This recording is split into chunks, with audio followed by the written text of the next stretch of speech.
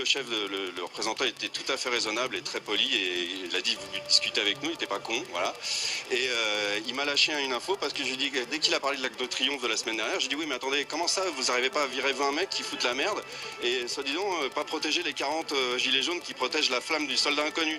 Il me dit mais vous savez ces mecs-là ils sont identifiés et on a pour ordre de ne pas intervenir sur ces gens. Pas. En fait, un responsable de la gendarmerie vous a dit ce groupe d'individus, de casseurs, on les connaît et on a... Pour ordre de ne pas intervenir sur ces gens-là.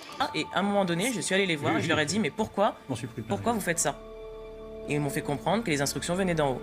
C'est grave là ce qui est dit. C'est extrêmement grave. Ouais. Des groupes qui venaient casser, tout de noir vêtu, avec comment ça s'appelle, un foulard sur les yeux, etc. Ils passaient, il n'y avait que nous qui les voyions apparemment. On les a laissés passer. Voilà. Qu'est-ce que ça veut dire que lui il est en colère pour lâcher une information comme ça. Ça veut dire qu'il peut pas faire son métier. Ouais, l'objectif de faire un truc pareil.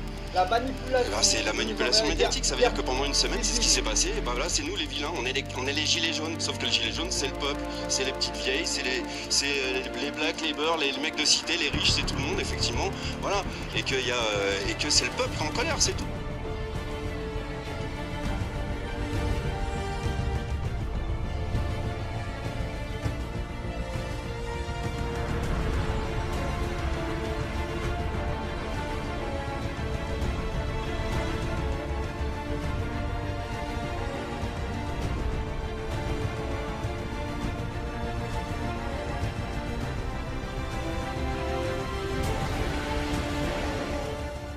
Parce que cet homme a été fabriqué un an avant l'élection, les Français ne le connaissaient pas, c'est le système médiatique, c'est la banque Rothschild qui ont fait en sorte qu'il arrive là où il est. Non, il est fabriqué, bien sûr qu'il est fabriqué.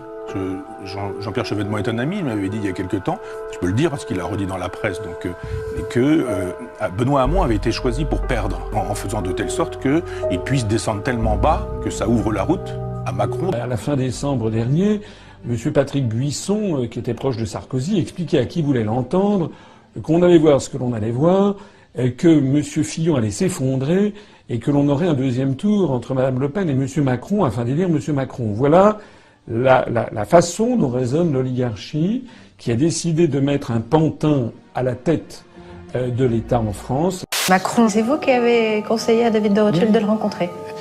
Non, il l'avait rencontré, mais je lui ai dit il faut le prendre à tout prix. Je lui ai dit, écoute, ne cherche pas plus loin, considère que tu es fait associé dans cette maison. Il est l'instrument de certains milieux, de certains pouvoirs. Il est l'instrument des milieux de la finance, des banques d'affaires, des gens qui... C'est pas un peu facile. Mais si. Bah, c'est pas un peu facile. Vous connaissez quelqu'un qui peut faire des unes de magazines pendant un an de cette manière-là. Vous connaissez quelqu'un qui trouve autant de moyens en si peu de temps.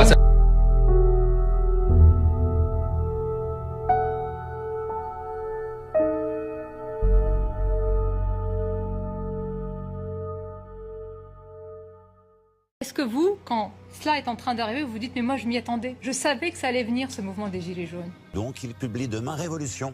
Un manifeste, une profession de foi, un socle idéologique sur son rapport à la France où il expose ses convictions pour changer le système et défier les règles de la politique.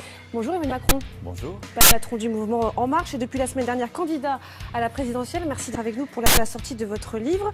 Je l'ai là, Révolution. Révolution, ça s'appelle Révolution, il y a 265 pages, 16 chapitres. Mais ce qui est très étonnant aussi, c'est cette 4e de couverture, regardez. D'habitude, on peut lire ici un petit résumé de l'auteur, du livre. Ben non, là aujourd'hui, le résumé, ça ne vaut que par la photo. Une photo. La photo qui dit tout, en tout cas, tous les sens. C'est pas un livre programme. Et si les Français sont obligés d'élire quelqu'un qui n'a pas de programme, dont ils ne veulent pas... Emmanuel Macron, je suis désolée, il a été élu par défaut parce qu'il fallait contrer le FN et on a voté pour lui parce qu'on n'avait pas le choix. Ils seront déçus le lendemain et je vous le dis, il y aura une révolution dans ce pays avant 2022.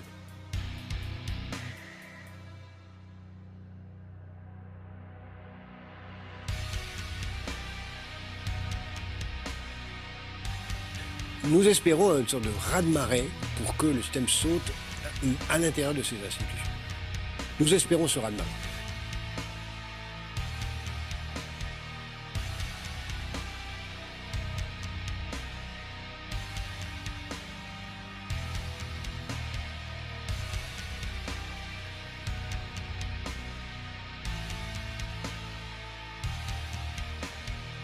Partout, on se demandait si les Français allaient décider à leur tour de se replier sur le passé illusoire, s'ils allaient rompre avec la marche du monde, quitter la scène de l'histoire, céder à la défiance démocratique, l'esprit de division et tourner le dos aux lumières. You're not a revolutionary, are you? No, but normal people now has to deliver a new revolution, a democratic revolution. I don't claim to be a revolutionary as a French sans-culotte You're not Robespierre. or somebody claiming, yes, nobody is actually somebody in charge of a revolution in this country. That's pure bull. Yes, nobody is actually somebody in charge of a revolution in this country. That's pure bull. Ce que je veux, c'est que vous, partout, vous alliez le faire gagner. Dans le jargon, quand on fait une opération, on construit ce qu'on appelle une equity story. Bonsoir, merci d'être avec nous. Bienvenue dans cette édition spéciale du 20h consacrée à l'intervention du président de la République. Emmanuel Macron doit prendre la parole depuis l'Élysée dans quelques minutes. Une intervention très attendue après plus de 3 semaines de mobilisation des Gilets jaunes.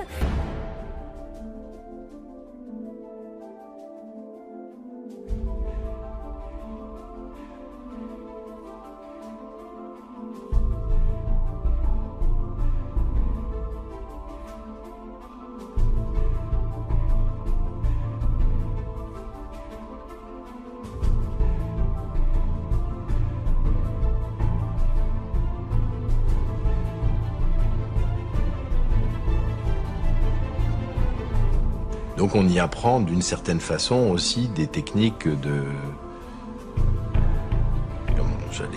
pas de manipulation de l'opinion, mais de... un petit peu. Le salaire d'un travailleur au SMIC augmentera de 100 € par mois dès 2019. Verser dès le mois de janvier 100 € aux salariés qui touchent le SMIC en dopant la prime d'activité. Problème, seuls 27% d'entre eux l'aperçoivent. Les heures supplémentaires seront versées sans impôt ni charge dès 2019. On revient en arrière à ce qui avait été mis par M. Sarkozy, qui avait été enlevé par M. Hollande, M. Macron le remet. Dans l'absolu, c'est très bien, sous couvert que les salariés puissent effectivement faire des heures supplémentaires, ce qui n'est pas toujours le cas. La plupart des boîtes, c'est des heures récupérées, c'est pas des heures payées. Je demanderai à tous les employeurs qui le peuvent de verser une prime de fin d'année à leurs employés. Parmi les autres mesures, la prime de fin d'année défiscalisée. Mais cette prime, sur la base du volontariat, risque d'être peu suivie par les entreprises. Nous avons dit que nous étions d'accord en disant qu'elle devait être facultative et dans la possibilité de l'entreprise de la payer. Et très honnêtement, pour l'instant, parmi nos entreprises, il y en a quand même peu qui pourront assumer cette prime. Les retraités constituent une partie précieuse de notre nation. Pour ceux qui touchent moins de 2 000 € par mois, nous annulerons en 2019 la hausse de CSG suivie cette année. On ne s'occupe toujours pas des toutes petites retraites, qui elles n'étaient pas concernées par la CSG et pour lesquelles elles ne sont toujours pas revalorisées, etc. Pour la réduction de la CSG pour les retraités de moins de 2 000 €, c'est pareil. C'est pas tout le monde qui en est bénéficiaire. Je sais que certains voudraient, dans ce contexte, que je revienne sur la réforme de l'impôt sur la fortune. Revenir en arrière nous affaiblirait, alors même que nous sommes en train de recréer des emplois dans tous les secteurs. L'ISF doit revenir en fait. C'est non négociable, bah oui, ça fait partie des revendications principales. Il faut absolument remettre l'ISF.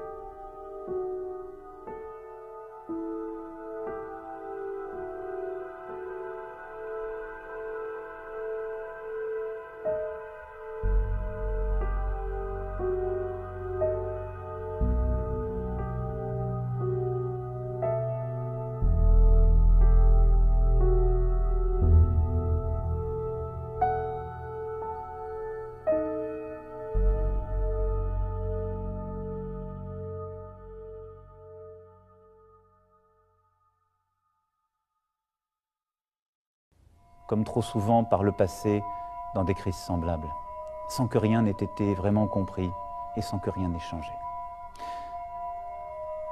Nous sommes à un moment historique pour notre pays.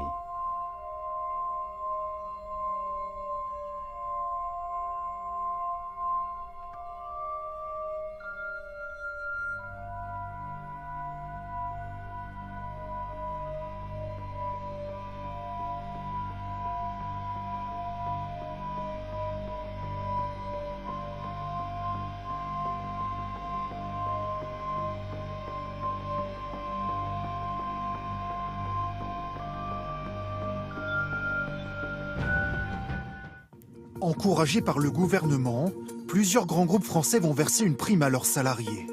Dans les télécommunications, Orange et SFR notamment. Dans le luxe, LVMH ou encore le groupe Kering.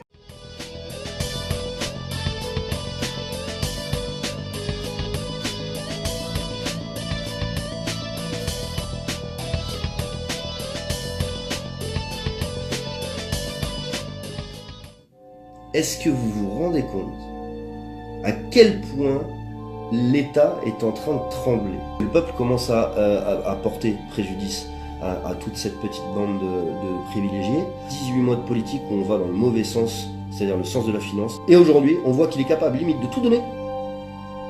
Tout donner en s'excusant. Premier de cordée, il commence à comprendre qu'il y a un paquet de gens qui tirent derrière la corde de l'autre côté. Donc il a voulu lâcher un peu de mou. Mais il n'a pas compris que du coup, comme il a lâché un peu de mou, on va tirer d'un coup sec.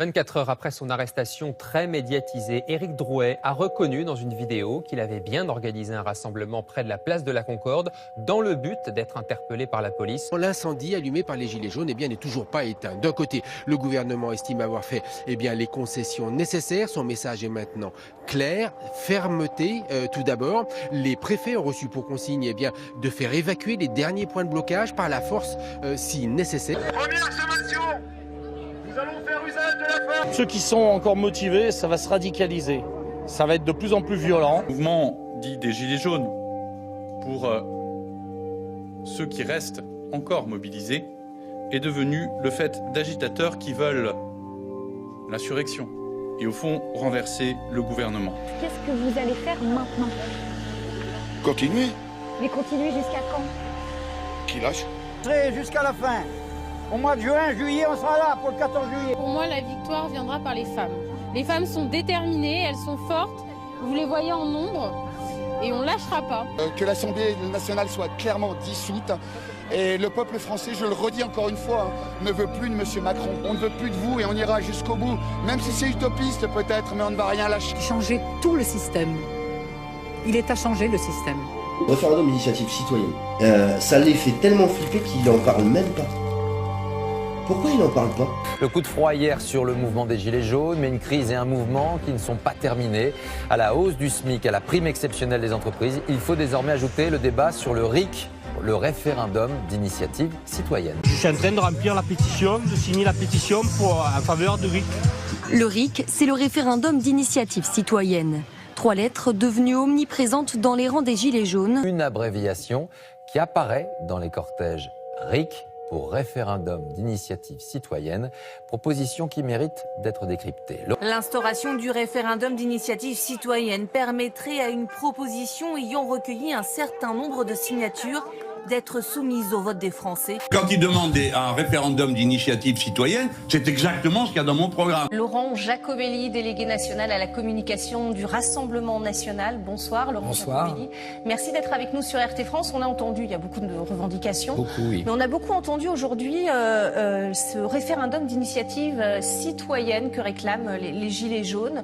Ça faisait partie aussi du programme du Rassemblement national. Oui, bien sûr. Marine Le Pen l'a porté à la présidentielle. Ça fait partie du programme du Rassemblement national depuis longtemps. C'est tout simplement un point de bon sens, c'est de dire que cette démocratie française, elle appartient au peuple français et qu'il faut lui donner la parole. C'est-à-dire finalement exactement l'inverse de ce que fait M. Macron. Ce serait honnêtement un bon moyen efficace de régler le problème, en partie en tout cas, de fracture démocratique, parce que les Français aujourd'hui sont très nombreux à avoir le sentiment, qui n'est pas qu'un sentiment, que voilà, Emmanuel Macron et ses ministres sont totalement hors sol. Il n'est pas possible que la politique soit l'affaire seulement des initiés. Parce que la politique, c'est votre vie, c'est la mienne, c'est celle de nos enfants, c'est celle de nos proches. La politique, ça doit être l'affaire de tous.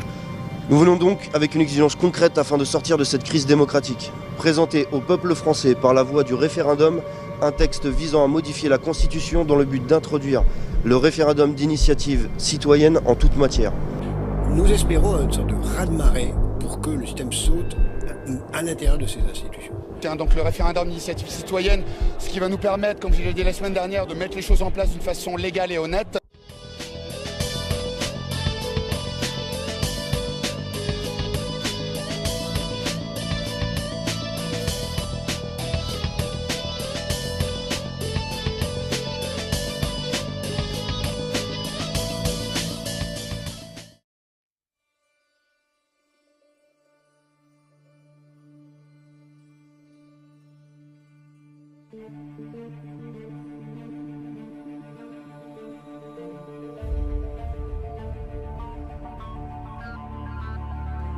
Nombre d'autres pays traversent ce mal-vivre qui est le nôtre. Mais je crois profondément que nous pouvons trouver une voie pour en sortir tous ensemble. Je le veux pour la France, parce que c'est notre vocation, au travers de l'histoire, d'ouvrir ainsi des chemins jamais explorés, pour nous-mêmes et pour le monde.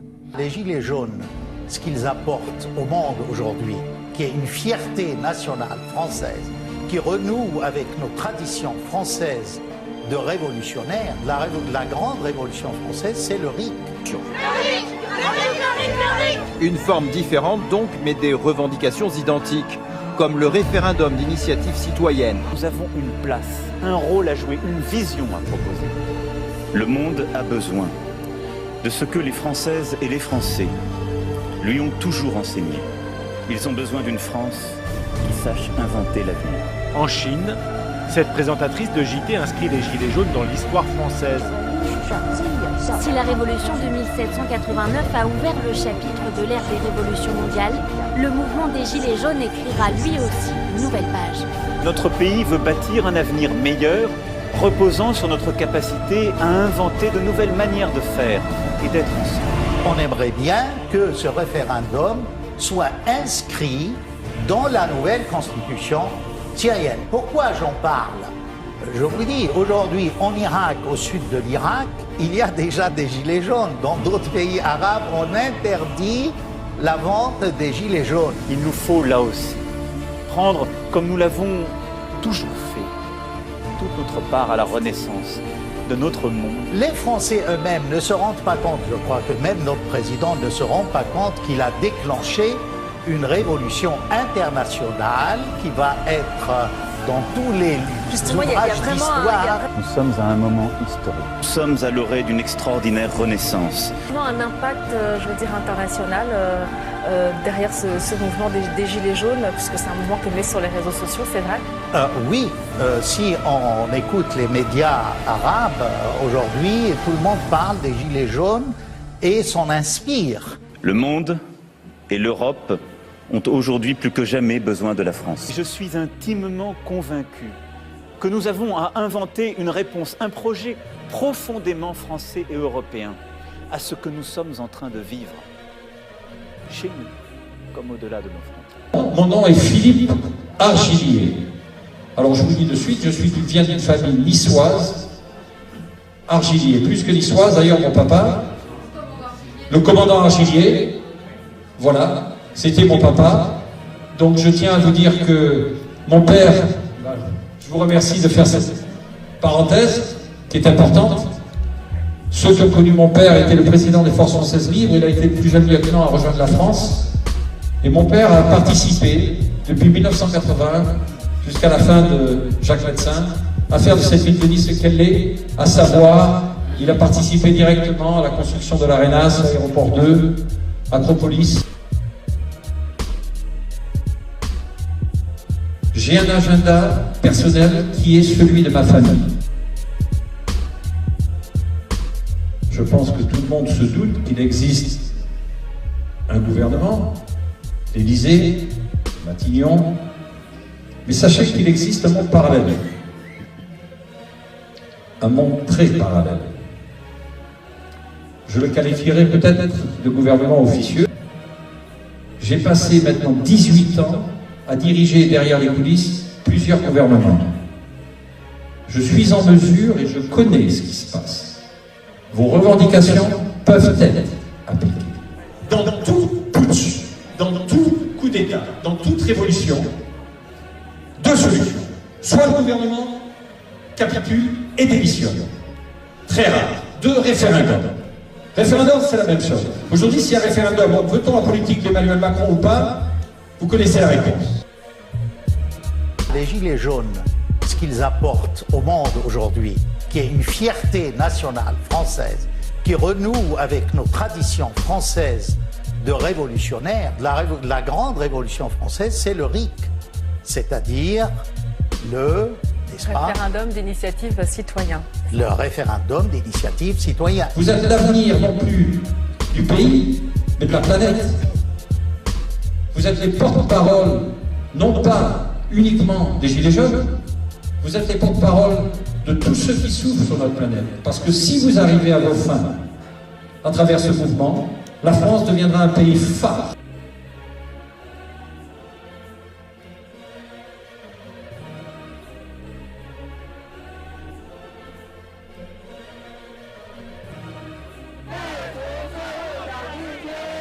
Les Gilets jaunes s'exportent à Taïwan. Des centaines de manifestants se sont rassemblés jeudi dans la capitale devant le ministère des Finances.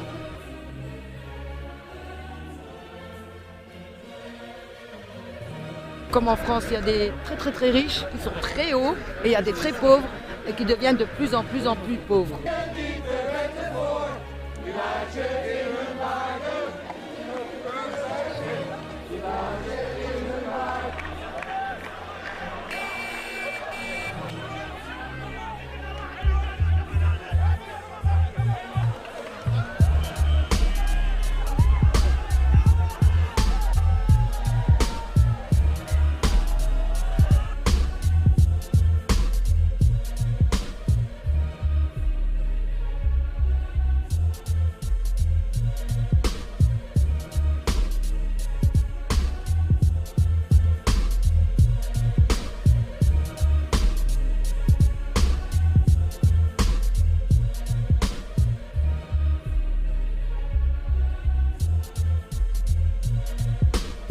Parce que c'est en pressentant cette crise que je me suis présenté à votre suffrage. Donc il publie demain Révolution, un manifeste et une profession de foi, un socle idéologique sur son rapport à la France, où il expose ses convictions pour changer le système et défier les règles de la politique. Non, franchement. Bon, revenons plutôt aux chômeurs, si vous le voulez bien. Mais j'en ai rien à foutre des chômeurs, moi. Pardon? J'en ai rien à foutre, vous comprenez?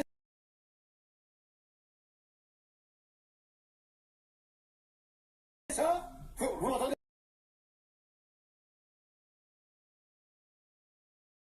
Pas? Ben vous allez m'entendre. Vous me dégoûtez tous. Les postiers, les informaticiens, les professeurs, les coiffeurs, les péagistes. Monsieur va penser. J'ai pas fini. Les secrétaires, les fleuristes, les garagistes, les vétérinaires, les esthéticiens, les électriciens, les éboueurs, les plombiers, les dentistes, les barman, les jardiniers, les cuisiniers, les agriculteurs, les intermittents, les médecins, les chauffeurs de bus, les journalistes, les architectes, les gardiens de phare, les femmes au foyer, les maraîchers, les notaires, les tuches. Monsieur Tuche, vous avez quelque chose à ajouter? Bon, bonjour. Later, he followed that with a tweet stating, Tuche pourra, Si la France est patraque, c'est à cause du couac. Si la France est patraque, c'est à cause du couac.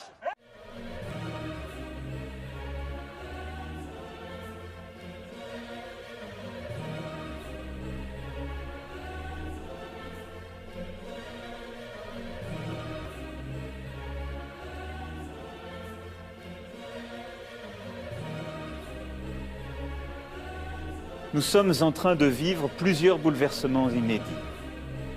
Le capitalisme ultralibéral et financier, trop souvent guidé par le court terme et l'avidité de quelques-uns, va vers sa fin. Car nous traversons une crise d'efficacité et de principe de notre ordre mondial contemporain qui ne pourra plus retrouver ses repères et son fonctionnement d'avant. Le moment que nous vivons n'est pas une parenthèse. Nous ne reprendrons pas le cours normal de nos vies. After the French Revolution comes the reign of terror.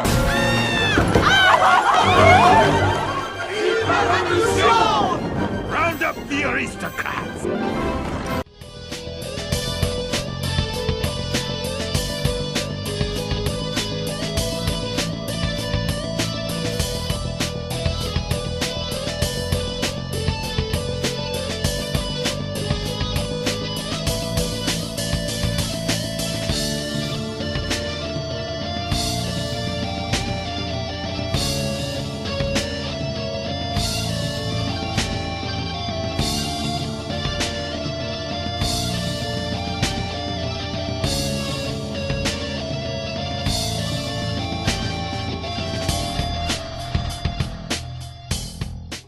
Maxime Nicole s'est fait le relais de théories du complot sur l'attentat de Strasbourg ou encore sur un mystérieux gouvernement parallèle.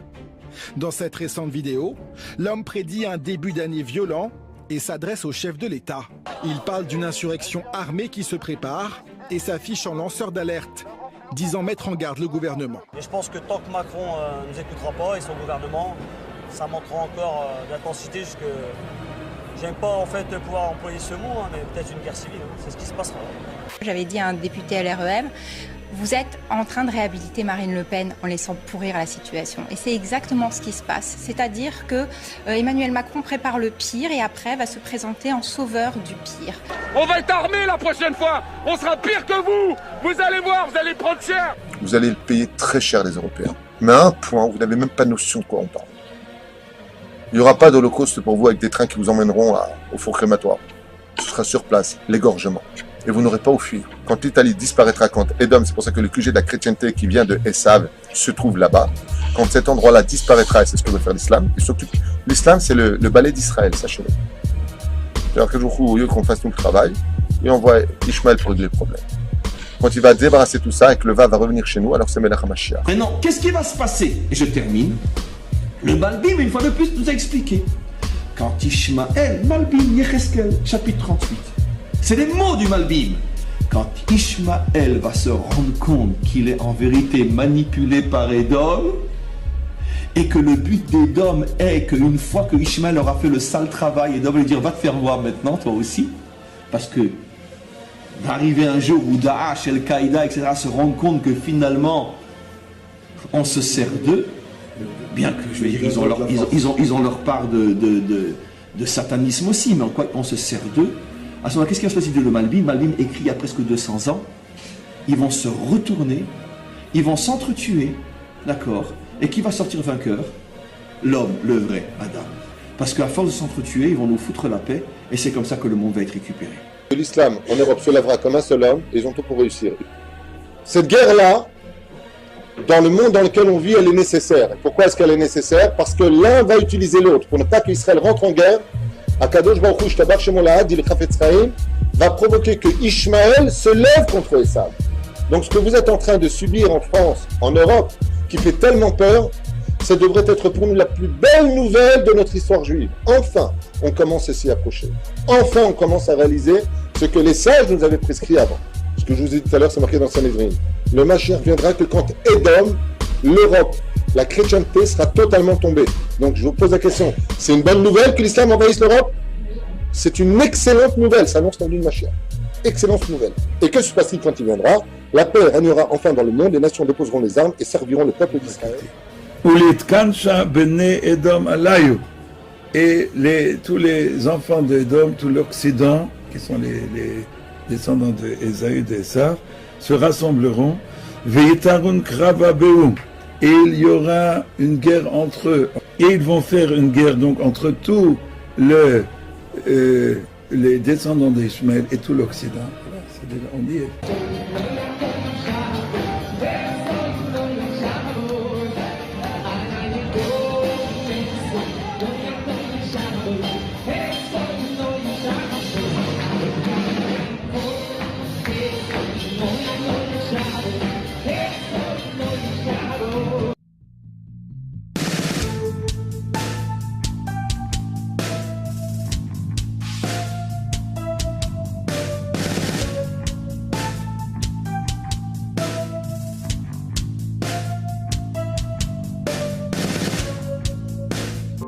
Troisième Guerre mondiale doit être fomentée en utilisant les divergences que les agents des Illuminati attiseront entre les sionistes politiques et les dirigeants du monde musulman. La guerre doit être menée de telle manière que l'islam, le monde arabo-musulman et le sionisme politique, l'État d'Israël, se détruisent mutuellement. Dans le même temps, les autres nations, une fois de plus divisées entre elles à ce propos, seront forcées de se combattre jusqu'à un état d'épuisement complet, physique, moral, spirituel et économique. Years ending in 9 have a habit of shaking up the status quo. In 1789, the French overthrew the monarchy. In 1859, British biologist Charles Darwin published On the Origin of Species, throwing a scientific bombshell into the world. And in 1939, Europe descended into violence for the second global conflict of the 20th century. So what does this year, ending in 9, have in store?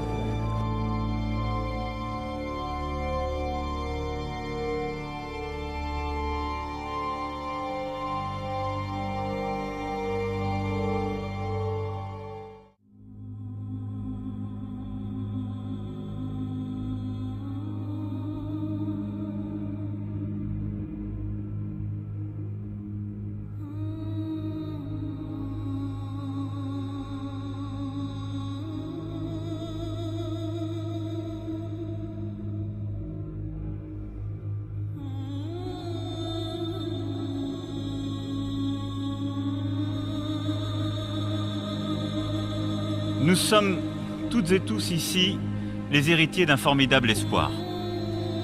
Celui de préserver les générations futures du fléau de la guerre, de construire un ordre international fondé sur le droit et le respect de la parole donnée, de faire avancer l'humanité vers un progrès économique, social, moral, dans une liberté toujours plus assurée.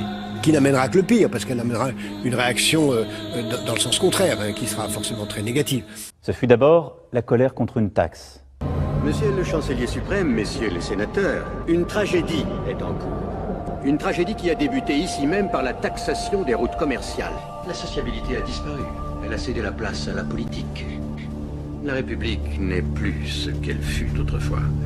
Le Sénat a été envahi par des délégués cupides et querelleurs.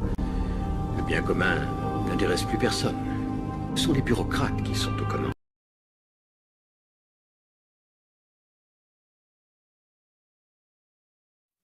Welcome